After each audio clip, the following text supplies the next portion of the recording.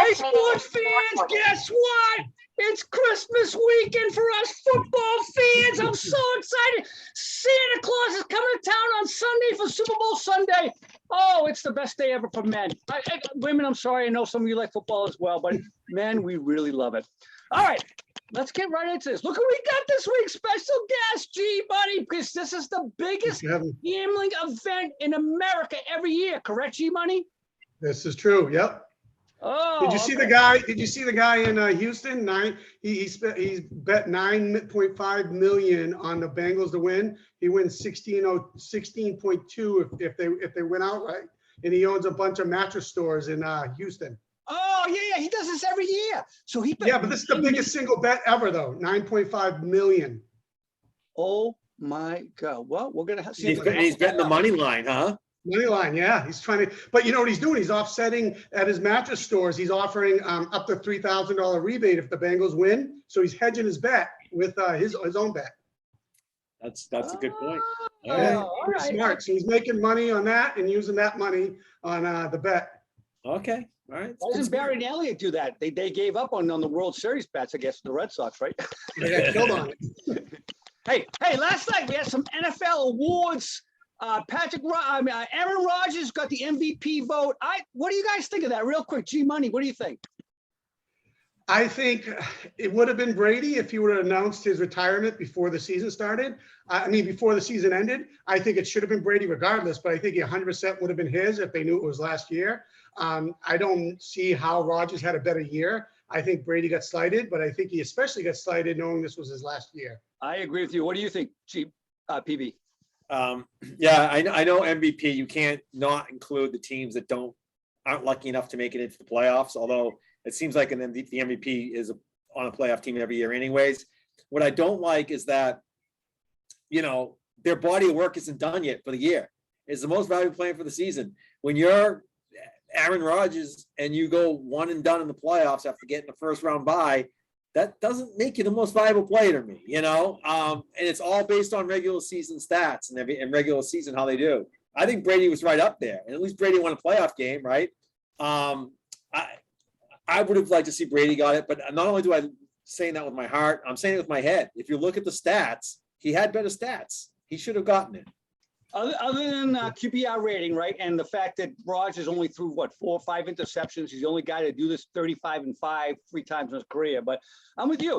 By the way, Rodgers missed a game because he was stupid during the year, right? Right. Yeah, you got to add in that factor too. Yeah. Hey, Coach of the Year, Vrabel. I'm okay with that. What do you guys think? I think he deserves it. Yeah, I'm going to go against that. I'm going to say for the same reason. Your body of work. If you get the number 1 seed and you get one and done in the playoffs, which I knew that team was a one and done team from the very beginning, how can you give it to them? Why not give it to them? They played 91 players, though. They had the most injuries racked up to get the 1 seed.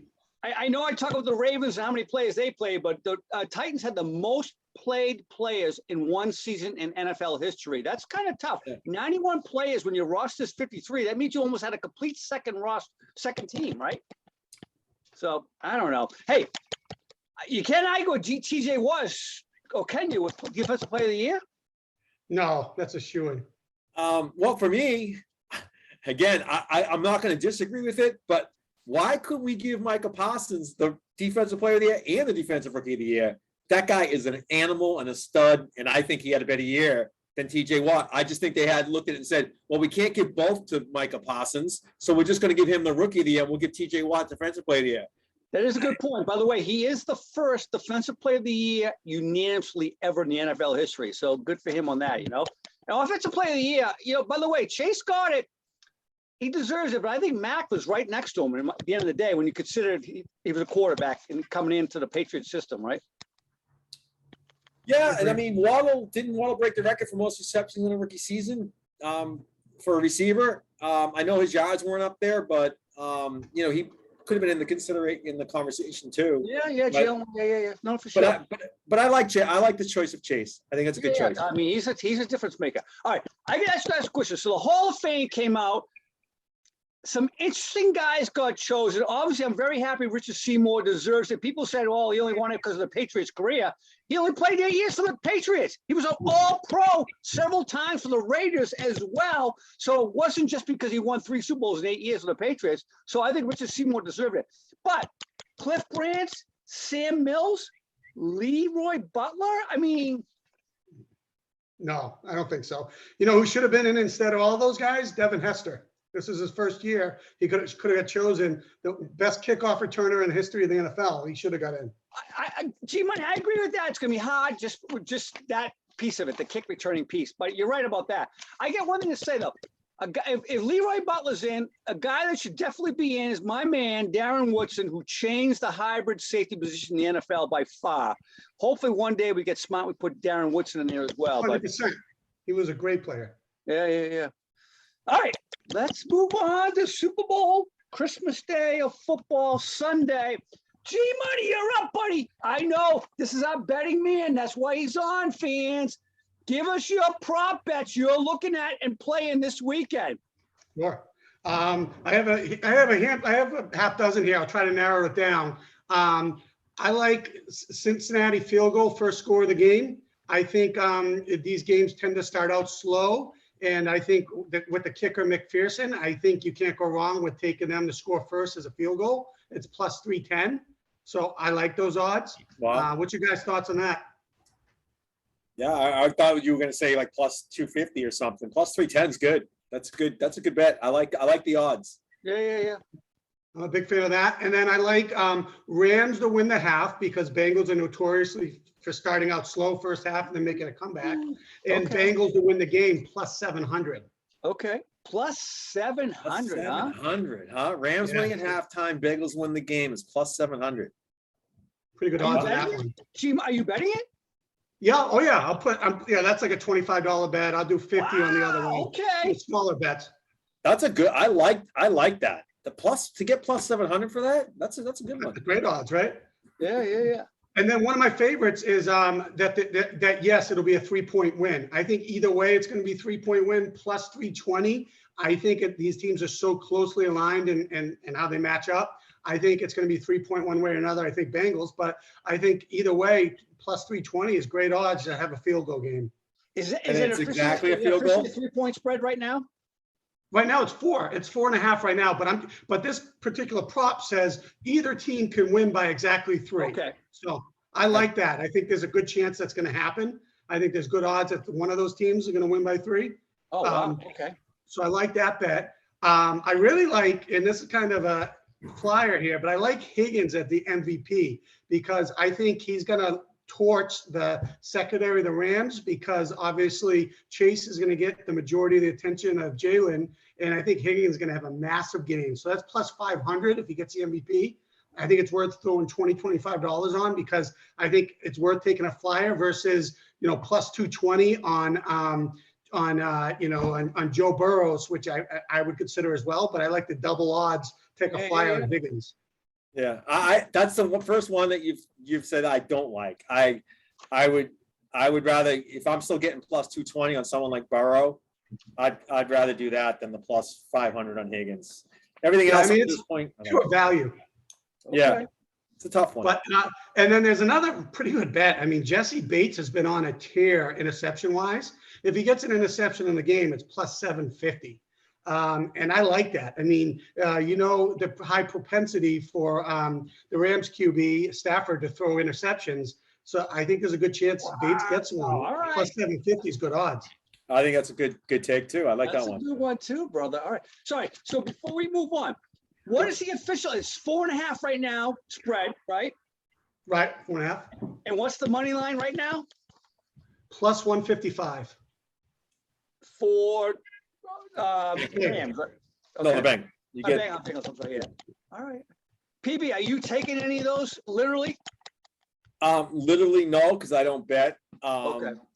But when sports betting starts happening down in Florida, I might go over and play a little something. Well, if that was official right now, what would you take of those two lines?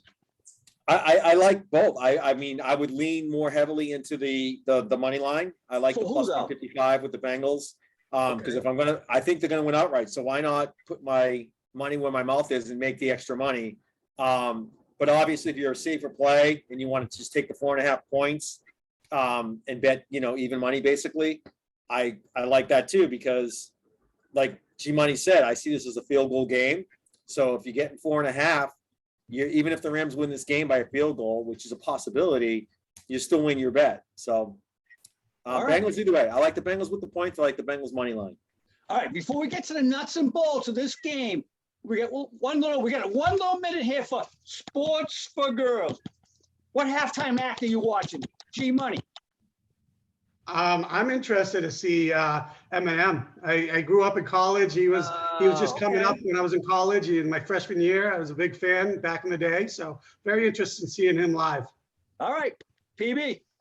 I'll be like just eating food during halftime. I probably won't watch any of it.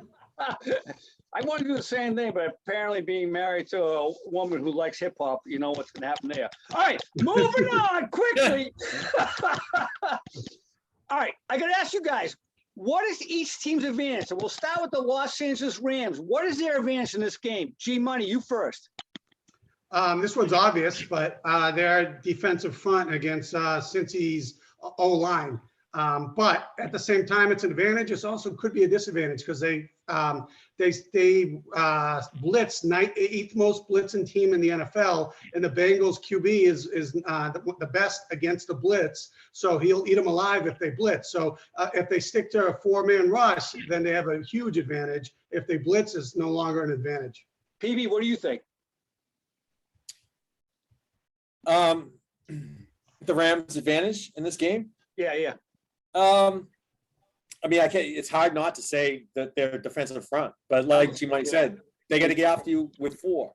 And we've seen teams time and time again win Super Bowls when they can get after your quarterback with 4 rushers. And if that happens, obviously it's going to spell trouble for Burrow and for the Bengals. But that's clearly their strength. All right, so PB, you go first on this one. Cincinnati, what's their advantage in this game? Their advantage in this game is Higgins, Boyd, and Chase. They got 3 receivers. Uzomah's going to play as well. He did get hurt in the last conference championship game, but his knee and ankle, whatever it was, is fine enough for him to play. So they got 4 legit receivers, and then you have Joe Mixon who can come out of the backfield. You got P. Ryan who can come in on 3rd down and come out of the backfield. I mean, they're loaded. They're loaded, and Burrow can get them the ball. I don't think the Rams can cover them. I don't think they have enough in their back 7 to be able to cover the Bengals receivers, whoever it might be. Good point. G, what do you think? G Money. I agree 100% with PB, his assertion with their offense, and I think Bengals have a huge advantage on that. But I also think they have the advantage on the defensive side. They have an underrated defense. They're opportunistic, and I think they'll thrive against someone like like the Rams that have a lot of turnovers, whether it be the fumbles or whether it be the interceptions. I mean, this Bengals team is opportunistic. So I think the defense has an advantage over the Rams offense, in my opinion. So at the end of the day, the biggest deficiency for the Rams is what then, in your opinion, G Money? Offensive line is really the only. The Rams or the Bengals? Rams or the Bengals? Oh, you're talking about the Rams. Yeah. The Rams' biggest deficiency is defense outside of their front 4 and Ramsey. And they're also, their ability to get their secondary players possessions because you're not going to win it all day with Kupp every game. I mean, he's eventually going to get stopped. True. PB, anything else you want to add to that? Deficiency. No, I'm right there in line with G Money on that one for sure. So do we all agree the biggest issue in the game for Cincinnati is their offensive line? Yeah, clearly, especially the right side of the line. It is, right? Yeah. So at the end of the day, what's the biggest deficiency for the Rams then? Scoring enough points against a good team and not turning the ball over. That's a good point. I like that. I like that. I'll add one other thing. I think the other deficiency for the Rams is Stafford. If he throws pick 6. I was going to say that his inconsistency, Stafford's inconsistency could be a part of it. He had tied for the most interceptions in the NFL. I just read that today. I didn't realize that. He had 17 on the year. And if I'm not mistaken, I think he had 3 pick 6s, right? Yep. Yeah. All right. PB, give me right now the matchups you're looking at to define this game. Give me one matchup first of all. Well, I mean, the obvious one I think is going to be Jamar Chase and Jalen Ramsey. And can Chase burn him a couple times during the game? Yep. And I think that can happen. I think he's going to be on him. It's going to make it a hard day for him, but I think he's going to have one or two plays where he's going to break it, and that could be a difference maker for the Bengals. You got a different one? Another one? Yeah, Mike Hilton against Cup. If Cup doesn't have a monster game, the Rams have no chance. I mean, Beckham's not going to win it for them. Their running game's not going to win it for them. They have no other really good secondary receivers. Whoa, I like that one. I got one for you. I think the guy's going to be the difference in this game, if the Bengals can win, is Joe Mixon against the linebackers for the Rams. Because they have a great front four. Their outside linebackers are great pass rushers. I don't think they can cover. And I'm not talking about Mixon running the ball. I'm talking about Mixon where I think he's more dangerous is outside the pocket on swing passes, right? I agree. The Rams are great defending the run, so they're not going to run it on them, but they can get those outside passes. I agree in that. Yeah, man. All right, let me ask you a question. Stafford or Burrow? Who has to have a bigger game? I think Burrow, because he has to overcome that shady offensive line. So he's going to have to roll out. He's going to have some miracle about to get sacked. He gets out of the pocket and runs for a first down, those type of plays. So Burrow needs a bigger game than Stafford. All right. What do you think? I'm going to go Stafford, and I'm going to say Stafford because, you know, you take Sony Michel and you take Akers and you put them up against Mixon. Mixon's the better running back. I think they can, and like you talked about, throwing the Mixon out of the backfield, bringing P-Run in, Uzama, they can do some pretty creative things there offensively. I think Stafford doesn't have that luxury of that strong, like, pound run game, which is going to put more pressure on him at the end of the day. Does he have the biggest P&O on his back of any quarterback maybe in the last 10 years in the Super Bowl? A bigger His what? legacy's on the line. Oh, yeah, for sure. For sure. I mean, I heard today Dan Orlovsky says he's in the Super Bowl if he wins this game. Hall of Fame, I'm sorry, if he wins this game. I'm not so sure he's in the Hall of Fame if he wins the game. Yeah. But he's definitely not in if he loses, right? Yeah. And here's the other thing, too. I think when this game's all said and done, I think Stafford's going to have more pass attempts than Burrow. I really do. So here's a good stat I want you guys to think about, right? When I think about the difference in the game, I heard this past week. Stafford has the most 35-yard passes in the NFL this year, airtime passes. The 30th worst team in the league is guess who? For that same distance. Bengals. That's an interesting stat, right? Right. Yeah. That got me thinking. All right. Let me ask you a question. What's the one thing the Rams have to do to win this game? G-Money, go first. They have to do what they're supposed to do and control the line of scrimmage on both sides because Trey Henderson could eat him alive. I mean, granted, he's going against Whitworth, who's spectacular, but you know they need to stop Trey and they need to do what everyone thinks they're going to do and dominate the poor offensive line of the Bengals. They do those two things, then they pull off the win. I still don't think they cover, but they'll win the game. All right, PB, what do you think they got to do? I think they got to get after Burrow rushing floor on the defensive side of the ball. I think on the offensive side of the ball, they need to establish some sort of run game, consistent run game. That will help them control the clock, keep Burrow off the field. Here you go. Here's a stat for you guys in favor of the Rams. They are 38-8 in Aaron Donald's career when he gets one sack. 21-21 when he gets no sacks. So Aaron Donald, one sack. That's the difference in the game. All right, what's Cincinnati going to do? PB, what are they going to do? The one thing Cincinnati has to do to win this game. They got to, G mentioned this a little bit earlier, they got to be opportunistic on defense. And they got to be able to make adjustments, just like they did against the Chiefs. Yeah. Everyone thought that there's no way they can win the game being down that much because Burrow, basically, even if he scores all the time, it doesn't matter because Mahomes is going to score every time. But they figured out a way. They made adjustments. They got opportunistic in that second half, and they have to do the same thing here. To G Money's point, Rams winning at halftime. I think that's a good prop because it's likely that could be the case. But they will make adjustments. They will, be opportunistic. They'll get a turnover or two, and that's how they're going to be able to beat them. All right, G Money. Cincinnati wins if they do what? Yeah, if they do on offense, if they don't focus all their attention and try to fit the ball into Chase at all times and exploit the advantages they have with Boyd and Higgins, because let's be honest, the Rams outside of their stud cornerback, they have nothing else in the back seven that strikes fear in anyone. So Higgins and Boyd can eat them alive as long as Burrow doesn't keep feeding the ball to Chase the whole game. So if they do that, then I think they have a strong chance of winning. By the way, the thought of Jalen Ramsey being on Jamar Chase all day long is a misnomer. They played zone 70% of the time. So he's right, but he'll be on him at least 60% of it, so those little 40%. Yeah, on his side of the field, right? Yeah. So, All right. Let's get into this. Oh, real quick, I got a little DYK for you gentlemen. Let's see what you guys got on this one. All right. 3 quarterbacks have won a Super Bowl in their sophomore season. I should have asked you how many, first of all, but 3 quarterbacks have done it. Who are they? Their sophomore season. Tom Brady? Oh, yep. Yep. Man, it's hard to even. I gotta. Big Ben? Big Ben's another one. The other guy's still playing as well. Good one. Rodgers? No, because he didn't play his first 3 years. Oh, okay.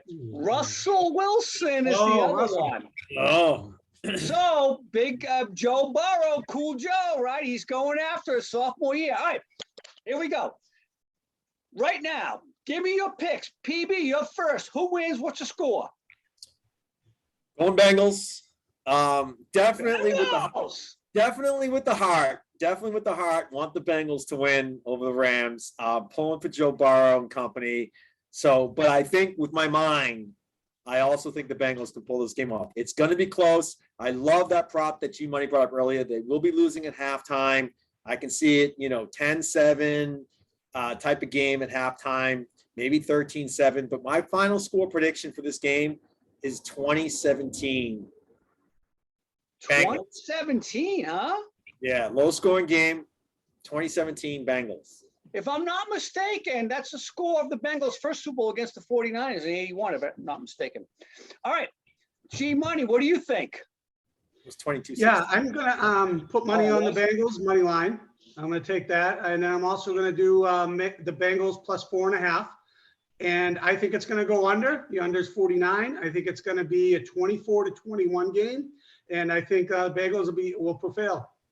So you get the Bengals as well, 24-21, huh? Wow.